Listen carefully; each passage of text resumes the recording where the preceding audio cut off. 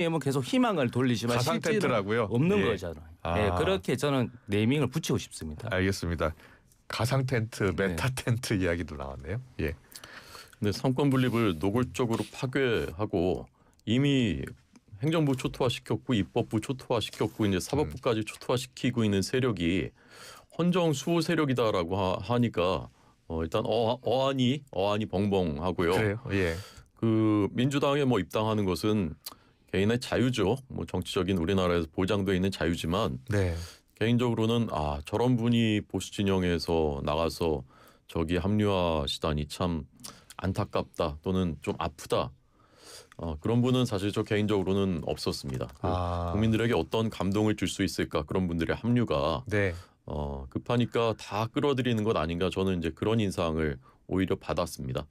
저희 당은 일단 당부터 하나가 돼야 되는 것이고 그런 의미에서 이제 빅텐트가 조금씩 지어져 가고 있다. 예. 어제 그래요? 한동훈 전 대표도 유세에 나섰고요. 홍준표 전 시장께서도 민주당에 합류할 일은 절대 없다라고 이제 명확히 선을 그었고 예. 점점 그런 단일 대우가 만들어져 가고 있다라고 저는 봅니다. 그래요. 예. 그런데 좀 외연을 더 확장하려면은 빈명기 의원들 특히 뭐 새로운 새미래민주당 같이 네. 그쪽하고 연대가 좀 이루어져야 할 텐데 이제 시작인 것 같던데요.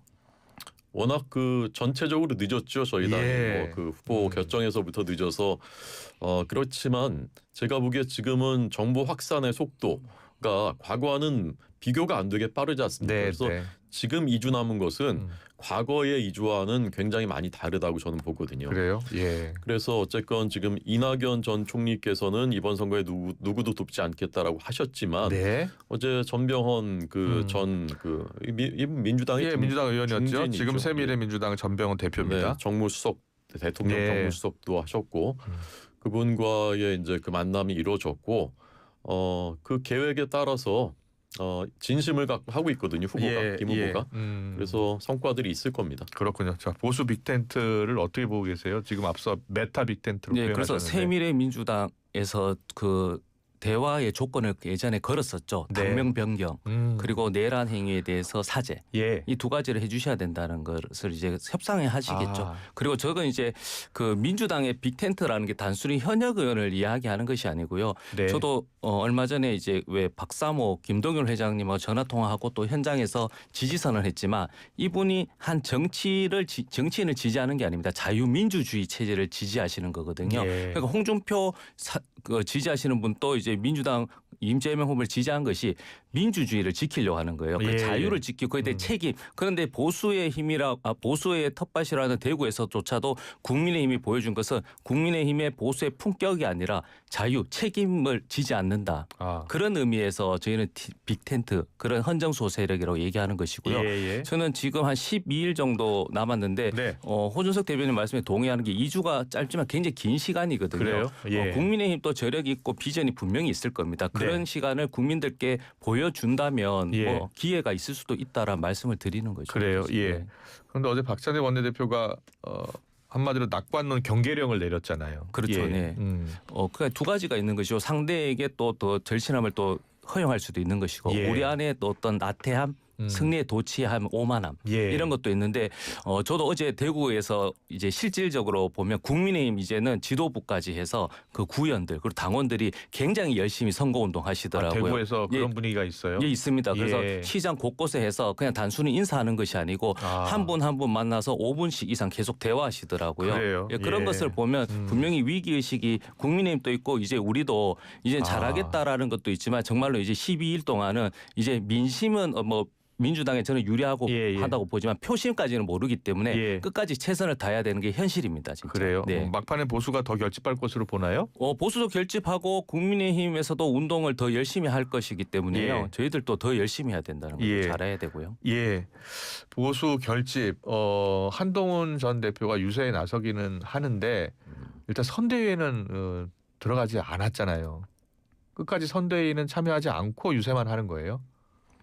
근데 이제 선대위 합류라는 게 우리가 역대 대선을 많이 치러봤지만 네. 경쟁했었던 후보들 경선에서 경쟁했었던 후보들이 선대위에 들어가는 경우보다 안 들어가는 경우가 사실 훨씬 더 많죠. 제 기억엔 그렇습니다.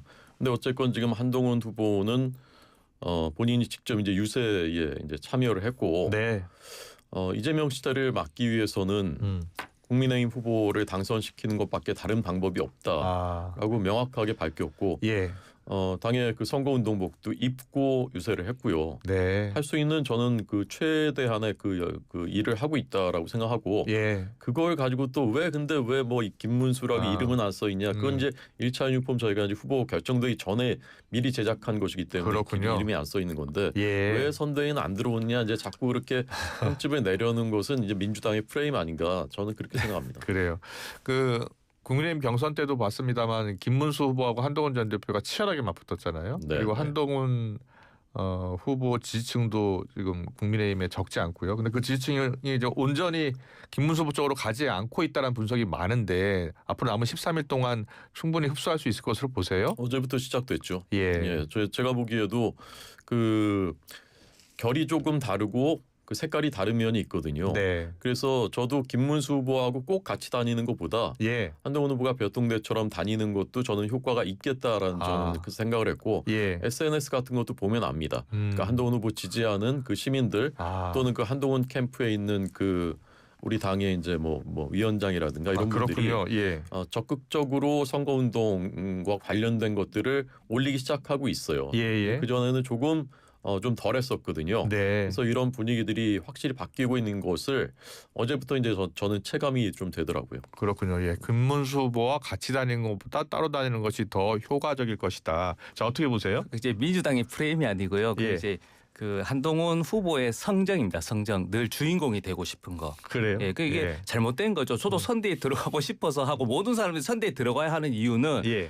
그 공조직입니다. 선대위 자체가. 그러니까 네. 공적인 직책에서 선거운동을 하기 때문에 선대에 들어가야만 하는 의무가 있는 것이고요. 그래요. 예. 한동훈 후보도 부산에서 선거 유세하는 거 봤는데요. 본인이 꼭 대통령 후보인 것 같아요. 다 한동훈 외쳤을 때 보통은 이게 저는 제 선거가 아닙니다. 김문수 후보로 외쳐주셔야 됩니다라고 하셔야 되고 네. 또 2번이잖아요. 이름이 없잖아요. 예. 동구의 구현 대구에도 똑같은 현상이 있었습니다. 그럴 때 그래요? 운동원은 네이밍을 따로 제작해서 그 이제 핀셋으로 붙여서 했어요. 그러니까 그런 방법이 있는 겁니다. 예, 그런 예. 것을 다 핑계로 대고 한다는 것은 저는 한동훈 후보가 정치라는 것이 때론 주인공이도 되지만 조연을 해서 빛나게 하는 그런 역할도 네. 해야지만 주인공을 될 수 있는 거거든요. 예, 예. 그래서 그런 정치인의 길을 조금 올바르지 않은 길로 가는 것 같아요. 그래요. 저는. 예. 네. 이제 나름대로 민주당이 막판 판세를 읽고 있을 것이고 전략도 세우고 있을 겁니다. 네. 그런데 지금 2차 토론회가 모레잖아요. 네, 맞습니다. 민주당의 전략은 뭐예요? 저희는 그 정책적인 이야기를 좀 해야 되는데 1차 때는 굉장히 조금 어떻게 보면 말꼬리 잡기잖아요. 그런 부분에 있어서 사회적인 부분이기 때문에 굉장히 또 힘든 부분도 있는 거잖아요. 사회적 부분에 네, 있어서도 네. 그런 부분에 대해서 정책적인 이슈 선점을 할 걸로 예상하고 있고 예. 또 한 번 또 좀 한동훈 이준석 후보에게도 좀 한번 조언을 하게 되면 그 굉장히 또 똑똑하시잖아요. 예. 그래서 조금 남에 대한 조롱의 정치학보다는 본인이 가지고 있는 생각들, 정책들, 아이디어가 넘치는 것을 조금 국민들께 이제 선보이는 토론이 되었으면 하는 기대감. 1차 토론 때는 보니까 네. 이재명 후보가 물론 최근 여론조사에서 선두를 달리고 있다 보니까 협공도 당하고 있고 그래서 나름 방어를 잘했다라는 또 평가가 있더라고요. 그렇죠. 저도 이준석 후보가 국민의힘 대변인 같은 역할을 하신 것 같고 예. 이건 말꼬리 잡는 것이 아니고 그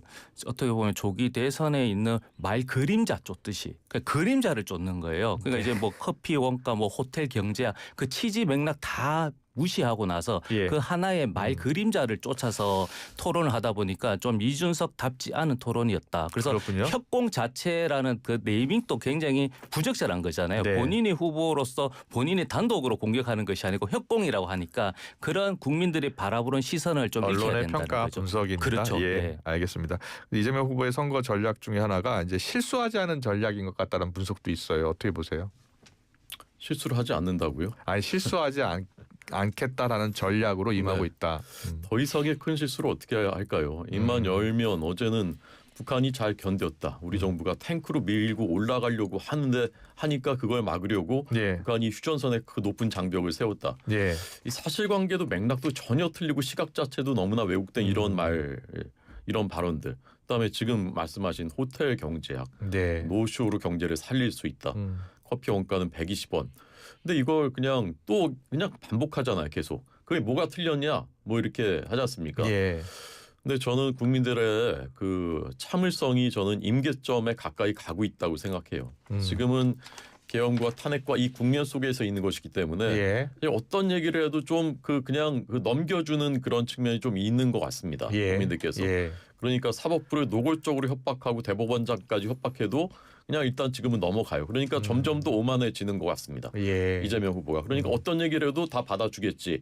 대장동도 잘못한 거 없다고 이제 노골적으로 얘기를 합니다. 그래서 예. 지금 앞서 말한 제가 보기엔 거의 망언 수준인데 괜찮다라고 생각하는 것 같지만 그게 사실은 점점점 차오르고 있는 거죠. 네. 어느 순간 국민들이 이건 안 되겠다라고 하면 저는 그게 이제 무너질 것이라고 봅니다. 예. 근데 지난 토론회 때 그래서 어쩌라고요.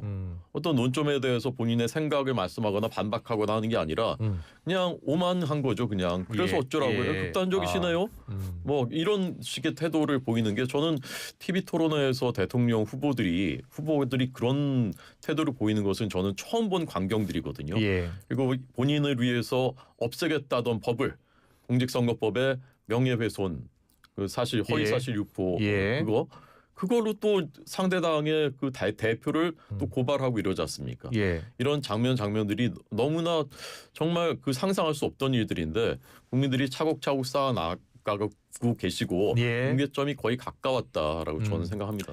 그러니까 말 그림자라고 제가 한 것은 네. 취지도 아니고 그 주장 다르다는 거잖아요. 예, 예. 원가 120원 분명히 그 콩의 원두 가격이 120원이었고 인건비 없다라고 토론 때 말씀하셨잖아요. 예. 그런데 김용태 비대위원장은 원가 120원을 8,000원 비싸게 판다라고 했지 않습니까? 예, 비싸게 예. 판다. 예, 예. 그 이재명 후보는 비싸게가 아닙니다. 합리적 가격에 파신다는 거예요. 그런 여러 가지 계곡 정비한 거기 때문에 예. 그에 대한 경시값, 그런 가치의 값, 그것이 8,000원이다라는 것이 그게 합리적 가격을 의미한 것이 어떻게 비싸게 판 거, 그걸 이야기하지 않았다 하나는 말씀드리는 거고 예, 예. 우리가 통상 뭐 치킨 원가 했을 때는 생닭이잖아요. 생닭 한 3,000원 정도. 예, 그냥 예. 커피 원가라고 하는 거는 그냥 커피의 주 재료가 이제 콩이다 보니까 그런 원재료와 그걸 구분하지 못하는 그렇게 파렴치하게 몰고 있는데 그건 아니다라는 말씀을 드리는 거고요. 예. 호텔 경제론 또 마찬가지입니다. 그 기획신당 이준석이 네이밍 이상하게 붙였지 않습니까? 네. 그러니까 이재명 후보 입장에서는 호텔에서 예약금 10만 원 받으면 그것을 뭐 침대도 사고 택도 사고 이래 순환이 되는 거잖아요. 그게 예. 비운 겁니다. 경제학적으로는 안 맞죠. 왜냐하면 10만 원을 받았는데 기분이 좋아서 대출해서 100만 원으로 대출을 더 할 수도 있는 것이고 예. 그리고 안 사서 5천 원만 하고 뭐 5만 원만 하고 5만 원만 쓸 수도 있는 거잖아요.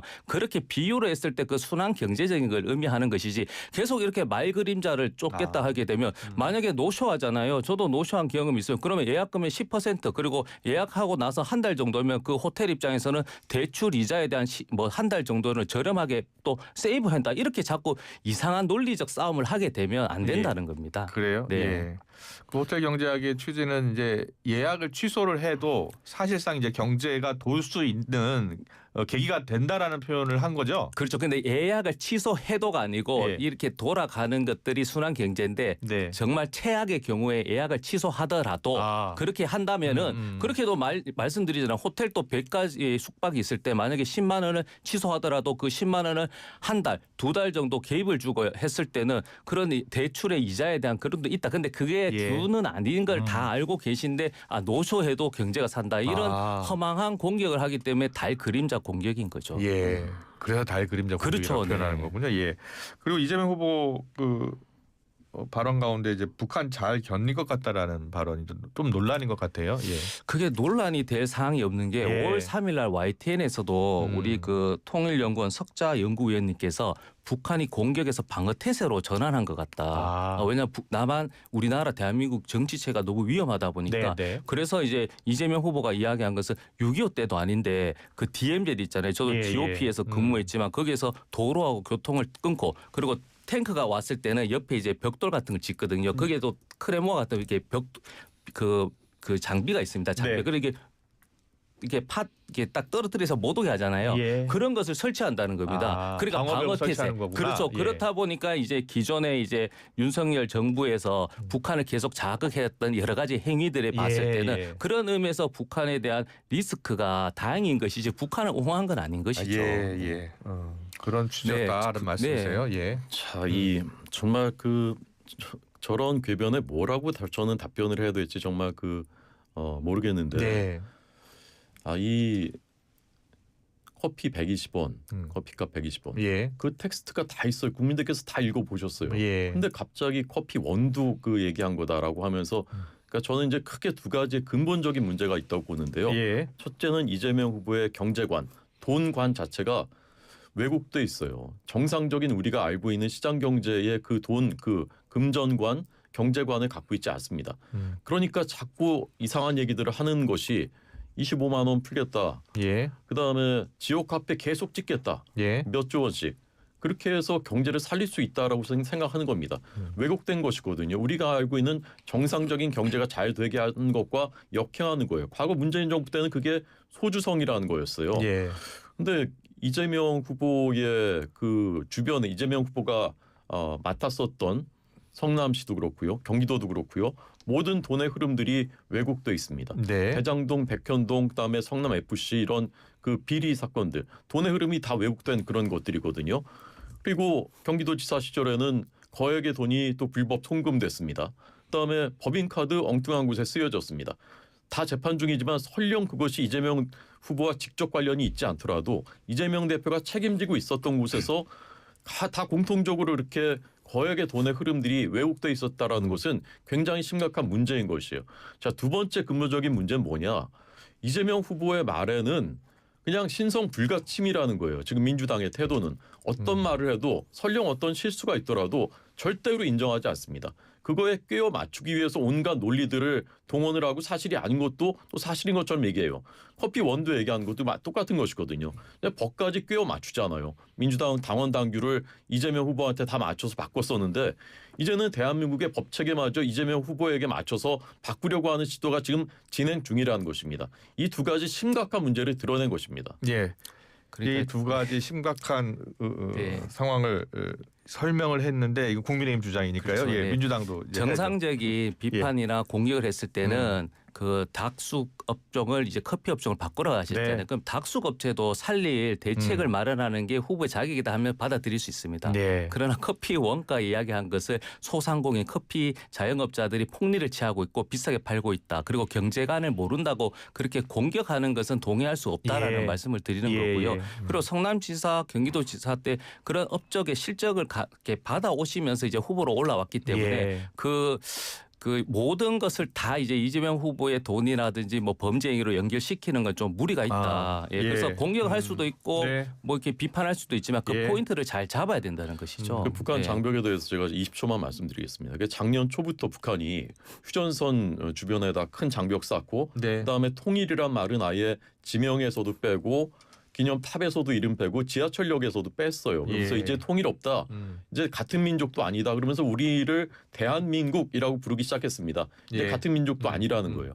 그런 일들이 작년 초부터 쭉 일어났었던 거예요. 네. 비슷한 시기에 임종석 비서실장 했었던 임종석이라는 분은 우리도 더 이상 통일을 할 필요가 없다라는 20초만요. 예, 그렇게 했었습니다. 예. 그런 맥락 속에서 일어났었던 일인데 그것을 우리 정부가 탱크로 밀고 올라고 가려고 하니까 북한이 잘 견디다가 장벽을 쌓았다. 이런 인식을 갖고 있는 사람이 대한민국의 대통령이 된다고요? 그게 어떻게 되겠습니까?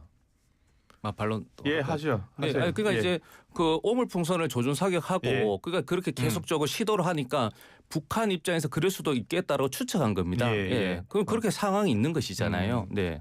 그러니까 민주당의 주장은 그 국민의힘이 계속해서 북한의 도발을 유도하려고 그렇죠. 자극했다는 거잖아요. 요 시점 그러니까 6.25 전쟁 전후가 아니고 지금 시점. 지금 시점에 그렇죠. 네. 예.